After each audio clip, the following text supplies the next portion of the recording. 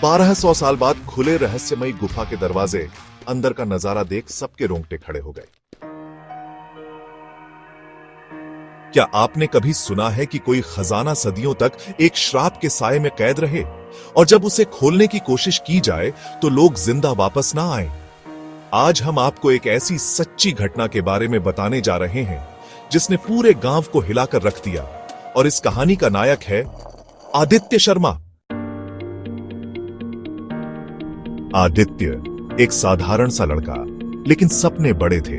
भोपाल के एक बड़े कॉलेज में साइंटिस्ट बनने की पढ़ाई कर रहा था। बचपन से ही उसे भारत की पौराणिक चीजों में गहरी रुचि थी। उसने रामायण और महाभारत जैसी ग्रंथों को बार बार पढ़ा और हर बार नई कहानियां, नए सबूत तलाशने निकल पड़ता। लेकिन उसे नहीं पता था कि एक दिन उसकी यही जिज्ञासा उसे इतिहास का हिस्सा बना देगी। गर्मी की छुट्टियों में आदित्य अपने परिवार के साथ हिमाचल प्रदेश घूमने गया था। पहाड़, बर्फ और ऊंचे देवदार के पेड़ों के बीच सब कुछ शांत और खूबसूरत था। लेकिन कहते हैं ना, हर सुंदरता के पीछे एक रहस्य छिपा होता है। रास्ते में उनकी गाड़ी एक सुनसान गांव से गुजरी और तभी आदित्य की नजर उस खंडहर जैसे मंदिर पर पड़ी। मंदिर क्या था? मानो सदियों से वीरान पड़ा कोई किला था। टूटी फूटी दीवारें, दरवाजों पर मोटी धूल की परतें और चारों ओर सन्नाटा। ऐसा लग रहा था मानो वक्त यहां थम गया हो। आदित्य ने ड्राइवर से गाड़ी रोकने को कहा। परिवार वाले उसे रोकने की कोशिश करते रहे, लेकिन आदित्य पर तो जैसे कोई नशा सवार हो गया था। वो उस मंदिर की ओर बढ़ गया, अकेले। वहां गांव के कुछ बुजुर्ग बैठे थे। आदित्य ने उनसे उस मंदिर के बारे में पूछताछ की। महात्मा ने कहा, बेटा, यह मंदिर 1200 साल पुराना है। यहां एक चमत्कारी शिवलिंग है। कहते हैं जिसने भी इसे सच्चे दिल से पूजा, उसकी सारी मनोकामनाएं पूरी हो गई। लेकिन जब औरंगजेब ने भारत पर हमला किया तो उसकी सेना ने कई मंदिरों को तोड़ दिया। गांव के राजा ने इस मंदिर को बचाने के लिए सारा खजाना मंदिर के तहखाने में छिपा दिया। फिर उस खजाने की रक्षा के लिए मंदिर को मंत्रों से बांध दिया गया, और तब से आज तक इस मंदिर में कोई नहीं आया। आदित्य के कान खड़े हो गए। क्या सच में 1200 साल से बंद एक दरवाजा, एक श्रापित तहखाना और खजाने की रक्षा करने वाला इच्छाधारी नाग? जो भी अंदर गया वो कभी वापस नहीं आया। अगर तेरे दिल में कोई लालच नहीं है, सिर्फ महादेव की भक्ति है, तो ही ये दरवाजे खुलेंगे। लेकिन याद रख, मंदिर में जाने वाला रास्ता सिर्फ आधी रात को खुलता है। अब तक तो किसी के भी पसीने छूट जाते, लेकिन आदित्य के दिल में खजाने का लालच नहीं था। उसे तो सिर्फ महादेव के दर्शन करने थे। अब तक तो किसी के भी पसीने छूट जाते, लेकिन आदित्य के दिल में खजाने का लालच नहीं था। उसने उसी रात मंदिर में जाने का फैसला किया। रात के 2 बजे, जब पूरा गांव नींद के आगोश में था, आदित्य अकेला उस मंदिर की ओर बढ़ रहा है। रास्ते में दूर कहीं उल्लू की आवाज गूंज रही थी। हवा में एक अजीब सी ठंडक थी और मंदिर के चारों ओर अंधकार का साम्राज्य था। जैसे ही वो मंदिर के दरवाजे पर पहुंचा, उसने अपनी टॉर्च जलाई। दरवाजे पर जमी धूल की मोटी परत को साफ करने लगा।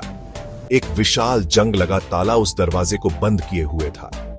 आदित्य ने अपने बैग से कटर निकाला और ताले पर वार करने लगा। हर कट के साथ ऐसा लगता जैसे पूरी हवाएं कांप रही हो। अचानक क्लैंक, ताला जमीन पर गिरा। दरवाजा खोलते ही अंदर से चमगादड़ों का झुंड बाहर निकला। मंदिर के भीतर कदम रखते ही ऐसा लगा मानो उसने वक्त के उस पार कदम रख दिया हो। दरवाजा खोलते ही अंदर से चमगादड़ों का झुंड बाहर निकला। मंदिर के भीतर कदम रखते ही ऐसा लगा मानो उसने वक्त के उस पार कदम रख दिया हो। मंदिर की दीवारों पर प्राचीन चित्र उकेरे हुए थे। हवा में धूल के साथ एक अजीब सी ठंडक घुली हुई थी। अचानक उसकी नजर एक दरवाजे पर पड़ी।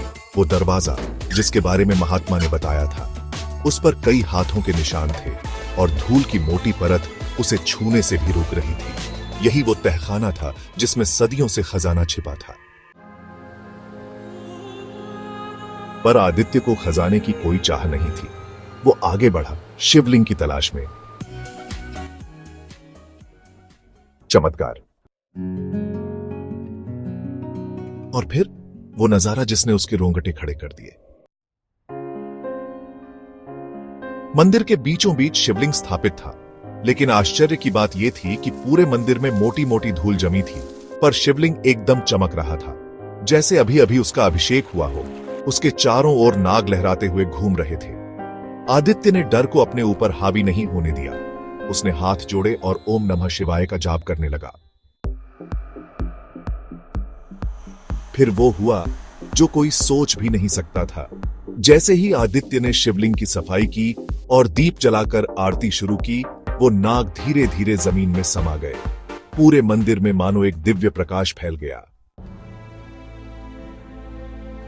लेकिन कहानी यहीं खत्म नहीं हुई। आरती के बाद आदित्य ने तहखाने की ओर कदम बढ़ाए। उसने वो पुराना ताला काट दिया और जैसे ही दरवाजा खोला, उसकी आंखें फटी की फटी रह गईं। करोड़ों के सोने चांदी के सिक्के, जवाहरात, बहुमूल्य धातुएं, खजाना नहीं, मानो इतिहास का संग्रहालय खुल गया हो। लेकिन कहानी यहीं खत्म नहीं हुई। आरती के बाद आदित्य ने तहखाने की ओर कदम बढ़ाए। उसने वो पुराना ताला काट दिया और जैसे ही दरवाजा खोला, उसकी आंखें फटी की फटी रह गईं।